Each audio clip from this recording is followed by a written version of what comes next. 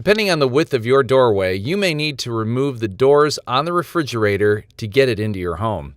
Using a hex head socket wrench, remove the three 5/16" hex head hinge screws from the top hinge. Lift the freezer door off the center hinge and set it aside. Remove the washer from the top of the center hinge pin. Using a hex head socket wrench and open-end wrench, remove the three screws from the center hinge. Lift the refrigerator door from the bottom hinge and set it aside.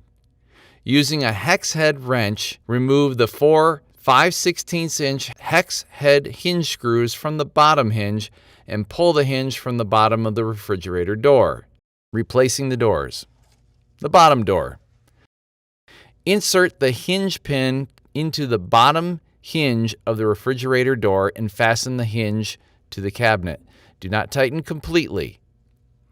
Place the washer on top of the bottom hinge pin.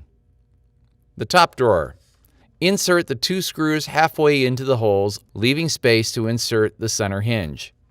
Insert the hinge pin into the bottom hinge of the refrigerator door and fasten the hinge to the cabinet. Do not tighten completely.